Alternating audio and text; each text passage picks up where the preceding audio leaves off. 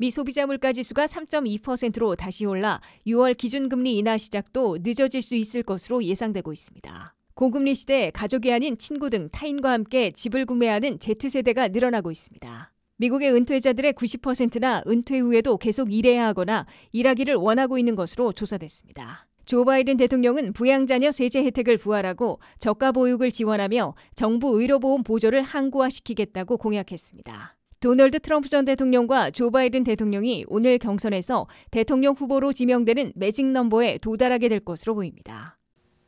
여러분 안녕하십니까? 워싱턴 뉴스 투데이입니다. 미국의 CPI 소비자 물가지수가 2월에 3.2%로 다시 올라가 우려를 낳고 있습니다.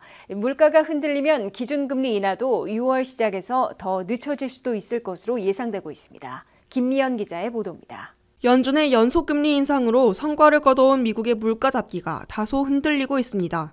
연방노동부가 12일 발표한 미국의 CPI 소비자 물가는 2월에 전달보다 0.4% 올라 인상폭이 커졌습니다. 특히 전년에 비하면 1월 3.1%에서 2월에는 3.2%로 다시 올라갔습니다. CPI 소비자 물가는 2022년 6월 9.1%까지 치솟아 41년 만에 최고치를 기록한 이래 11번에 걸친 기준금리 인상 여파로 3분의 1 수준으로 진정됐으나 아직 연준의 목표치인 2%와는 거리를 좀처럼 좁히지 못하고 있습니다. 2월 CPI 소비자 물가가 다시 오른 것은 휘발유 가격이 전달보다 3.8%나 급등하고 주거비와 교통비 등이 여전히 오르고 있기 때문으로 나타났습니다. 2월의 식품 가격은 월간으로는 제자리했으나 연간으로는 아직도 2.2%나 비싼 편이고 특히 외식비는 4.5%나 오른 수준을 보였습니다.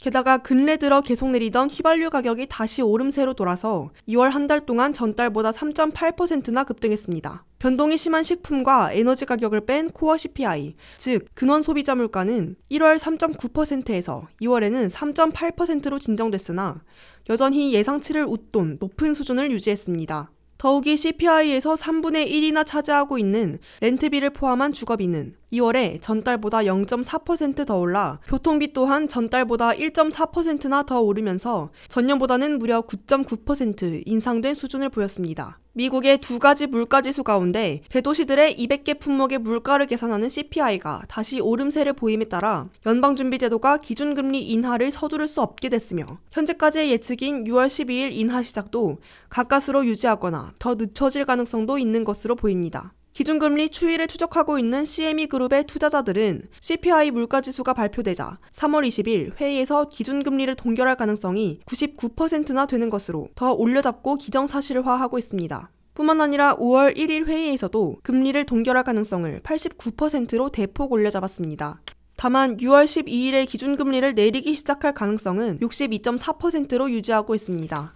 WKTV 뉴스 김미연입니다. 고금리 시대 내 집을 마련하려는 미국민들의 절반이 색다른 방법으로 주택 구매에 나서고 있는데요. 가족이 아닌 친구와 함께 집을 구매하는 경우가 늘어나고 있습니다.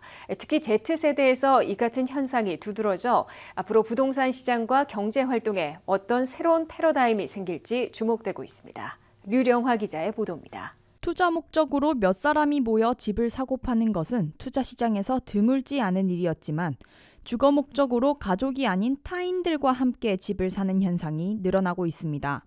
IW 서베이본드에 따르면 미국인의 약 15% 이상이 연인이 아닌 다른 사람들과 함께 집을 샀으며 월스트리트 저널은 다른 성을 가진 모기지 공동 구매자가 771%나 늘어났다고 밝혔습니다. 한 지붕 아래 3대가 함께 살던 전통적인 방식에서 부부 중심의 핵가족으로 바뀌었으나 또다시 여러 명이 함께 사는 방식으로 돌아간 것은 재정적인 이유뿐만 아니라 감정적인 이유도 적용했습니다. 이는 전통적인 부부 중심이 아닌 공동체 삶이 지역사회를 구축하고 유지하는 현상이 늘어나고 있다고 악시오스는 밝혔습니다. 특히 주택 공동 구매 거주 현상은 Z세대에서 가장 많이 볼 수 있습니다. 현재 모기지 금리가 최고치를 기록하면서 밀레니얼과 X세대가 주춤하는 중에도 Z세대만은 공격적인 주택 구매를 하고 있는 것으로 리얼터닷컴은 밝혔습니다. Z세대 중 40%는 모기지 이자율이 8%를 초과해도 주택 구매를 하겠다고 의사를 밝혔습니다. 결혼과 출산이 늦어지고 있는 Z세대는 학자금 대출 등 재정 문제로 고통을 받는 것을 피하기 위해 집을 구매하는 것을 택했는데 이는 주거 환경을 마련함과 동시에 투자 기회로 삼는 것이라고 전했습니다. 이전 세대보다 경제활동에 대한 교육을 더 많이 받은 Z세대는 경제 불황에도 불구하고 집을 사기 위해 친구들과 함께 공동 구매를 하는 방법도 마다하지 않기 때문에 다른 세대보다 주택 소유율이 30%로 더 높은 것으로 확인됐습니다. 남편과 자녀 그리고 2명의 친구들과 함께 살아가고 있는 한 주택 공동구매 거주자는 한 사람만이 인생의 전부가 될 수 없다는 것을 인식하는 과정이라고 인터뷰했지만 전문가는 주택 공동구매 거주는 도덕적인 잣대로 이해해야 할 현상이 아니라 Z세대 특유의 실리적이고 목적지향적인 가치가 드러나는 현상이라고 설명했습니다. 전통적인 가족 중심적인 사회에서 적은 자녀 수를 가진 가족이 늘어나는 저인구 시대로 변하며 식구의 울타리가 혈연에서 이웃사촌으로 넓어지는 변화가 시작되는 조짐이라는 겁니다. 다만 여러 사람의 명의가 얽히는 만큼 예상할 법한 문제거리는 항상 존재합니다. 모기지 대출기관 로켓 모기지는 신용점수가 나쁜 사람과 구매할 경우 부정적인 영향을 미칠 수 있으며 구성원 중 한 명이 상환금을 내지 못하면 다른 사람의 신용점수에도 타격을 줄 수 있다고 밝혔습니다. 또한 판매 결정을 내릴 때 모든 구성원의 동의와 합의가 있어야 하기 때문에 신중히 구매할 것을 권고했습니다. WKTV 뉴스 류룡아입니다. 미국에서 은퇴 연령자들의 90%나 재정적으로 안정돼 있지 못해 은퇴 후에도 계속 일해야 하거나 일하기를 원하고 있는 것으로 조사됐습니다. 65세 이상 시니어 인구가 5,500만 명을 넘은 가운데 사회보장연금이나 은퇴저축으로는 생활하기 어려워 노년층의 약 20%인 1,100만 명이 취업하고 있는 것으로 나타났습니다. 안혜린 기자의 보도입니다. 미국에서도 기대 수명이 길어지면서 은퇴한 후에도 일하기를 원하거나 어쩔 수 없이 돈벌이에 나서고 있는 노년층이 갈수록 늘어나고 있다고 CBS 뉴스가 12일 보도했습니다. 퓨 리서치 센터에 따르면 미국에는 2023년 현재 6명 중에 1명인 5,500만 명 이상이 65세 이상 시니어 인구인 것으로 조사됐습니다. 이들 시니어들의 20%에 가까운 1,100만 명은 은퇴한 후에도 돈을 벌기 위해 일하고 있는 것으로 조사됐습니다. 아직 건강하기 때문에 건강도 지키고 돈도 벌기 위해 취업하는 경우도 있고 생활비가 부족해 어쩔 수 없이 허드렛 일이라도 마다하지 않는 시니어들도 상당수에 달하고 있습니다.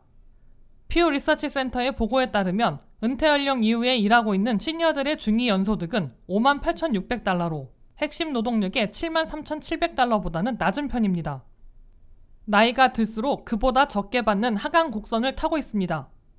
그럼에도 현재 은퇴 연령대의 미국 시니어들은 단 10%만 재정적으로 안정돼 있을 뿐 나머지 90%는 불안정해 돈벌이를 지속해야 하는 상황으로 CBS 뉴스는 지적했습니다.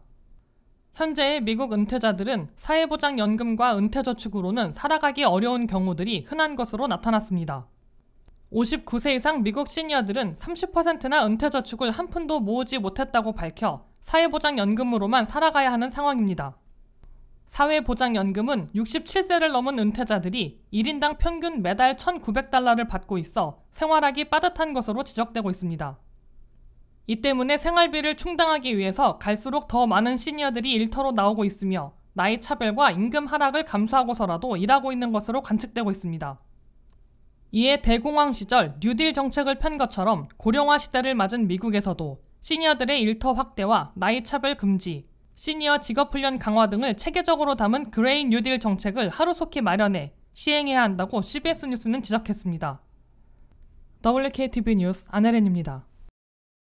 조 바이든 대통령이 부유층과 대기업에 세금을 올려 적자 감축에 투입하는 동시에 부양자녀 세제 혜택인 CTC를 부활하고 저가 보육을 지원하며 정부 의료보험 보조를 항구화시키겠다고 공약했습니다. 바이든 대통령은 2025 회계연도 예산안을 통해 대선 공약을 방불케 하는 부자 증세와 서민 지원 확대를 부각시키며 재선 캠페인에 돌입했습니다. 한면태 기자의 보도입니다. 조 바이든 대통령은 새해 국정연설을 시작으로 2025 회계년도 연방예산 청사진을 제시하고 경합지들을 돌면서 이른바 현장 세일하고 있습니다. 바이든 대통령이 발표한 2025 회계년도 연방예산 청사진을 보면 대선 공약집과도 같은 대규모 부자 증세와 서민 지원 확대 방안을 담고 있습니다. 바이든 대통령은 부유층과 대기업에 대해 세금을 올려 4조 9천억 달러를 더 걷어들이고 그 가운데 3조 달러는 적자 감축에 쓰고 1조 9천억 달러는 중산층 이하 서민들에 대한 지원을 확대하겠다고 공약하고 있습니다. 첫째, 부양자녀들에 대한 특별세제 혜택 CTC, Child Tax Credit을 부활하겠다고 밝혔습니다. 이는 팬데믹 시절 시행했던 대로 부양자녀들 가운데 5세까지는 연 3,600달러, 6세에서 17세까지는 연 3,000달러씩 차일드 텍스 크레딧을 제공하되 6개월치는 매달 현금 지급하고 나머지 6개월치는 세금 보고 시 일괄받도록 한다는 겁니다. 팬데믹 시절에 CTC가 2022년 종료되자 미국의 빈곤아동이 1,500만 명 이상 급증했는데 이를 부활하면 빈곤아동, 결식아동을 다시 줄일 수 있다고 백악관은 강조했습니다. 이에 비해 부양자녀 없는 저소득층에 대해서는 EITC 기본 근로소득공제를 확대해줘 근로자 1,900만 명에게 세금을 $800씩 삭감해주게 되는데 여기에는 일하는 노년층 200만 명도 포함됩니다.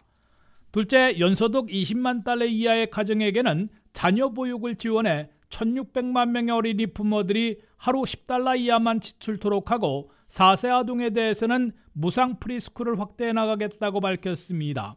셋째, ACA 오바마 케어를 통해 건강보험을 가입하면 제공하고 있는 정부 보조를 항구적으로 받을 수 있도록 입법을 추진하겠다고 밝혔습니다. 넷째, 대규모 주거환경 개선 작업을 시행하게 됩니다. 첫 집을 사려는 퍼스트타임 바이어와 현재 집을 넓히려는 소유자들이 한 달에 $400씩, 연간으로는 $5,000씩 2년 $10,000나 1회에 한해 $10,000씩의 텍스 크레딧을 제공하게 됩니다. 이와 함께 2,580억 달러를 투입해 공공주택 200만 가구를 조성키로 했습니다. 바이든 대통령은 이 같은 재원 마련을 위해 대기업들의 법인세율을 현재 21%에서 28%로 올리겠다고 제안했습니다. 부유층의 최저소득세율은 현재 15%에서 21%로 특히 1억 달러 이상의 경우 25%로 대폭 인상하고 최고 부유층의 소득세율을 현재 37%에서 39.6%로 환원하겠다고 밝혔습니다. WKTV 뉴스 한면택입니다. 도널드 트럼프 전 대통령과 조 바이든 대통령이 오늘 경선에서 동시에 양당의 대통령 후보로 지명되는 데 필요한 이른바 매직 넘버에 도달하게 될 것으로 보입니다. 이 매직 넘버에 트럼프 전 대통령은 단 137명, 바이든 대통령은 106명만을 남겨두고 있고 경쟁자들이 없어져 이날 경선에 배정된 대의원들을 독식할 게 확실하기 때문입니다. 공화 4개 주, 민주 5개 지역에서 12일 실시된 경선은 두 선두 후보들이 동시에 경쟁자들이 없어져 대통령 후보로 지명받는 데 필요한 대의원 수, 즉 매직 넘버에 도달하는 날로 기록되고 있습니다. 도전자 타이틀을 따는 공화당의 도널드 트럼프 전 대통령은 전체 대의원의 과반인 1,215명이 매직 넘버인데 현재까지 1,078명을 확보해 137명만을 남겨두고 있습니다. 이날 공화당 경선에서 조지아 59명, 미시시피 40명, 서부 워싱턴주 43명, 하와이 19명 등 161명의 주인을 결정하게 되는데 니키 헤일리 후보의 사태로 트럼프 전 대통령이 사실상 독식해 매직 넘버를 넘을 것으로 예상되고 있습니다. 현직 대통령이어서 사실상 경쟁자들이 없는 조 바이든 대통령은 민주당 대의원의 과반인 1,968명을 확보해야 하는데 현재까지 1,862명을 얻어 단 106명만을 남겨두고 있습니다. 민주당은 이날 경선에서 조지아 108명, 미시시피 35명, 서부 워싱턴주 92명, 외국 거주 13명, 사이판 지역 6명 등 254명을 결정하는데 바이든 독식으로 역시 매직 넘버를 넘어설 게 확실시되고 있습니다. 이 때문에 앞으로의 경선은 요식행위 또는 단합대회로 펼쳐지게 될 것으로 보입니다. 이미 경선을 일찌감치 끝낸 바이든 대통령과 트럼프 전 대통령은 4년 만에 재대결에 돌입해 있습니다. 바이든 대통령은 새 국정연설에서 제시한 성과와 공약을 갖고 펜실베니아, 조지아, 뉴햄프셔 등 격전지를 돌면서 재선 캠페인에 가속도를 내고 있습니다.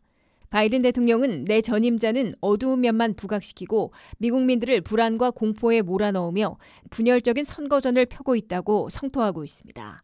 바이든 대통령은 반면에 자신에게 4년 더 맡겨준다면 부유층과 대기업들로부터 더 많은 세금을 걷어 중산층 이하 서민들의 생활비용 낮추기, 보육비와 의료비 지원 등을 더 확대하겠다는 세부안들을 잇따라 제시하고 있습니다.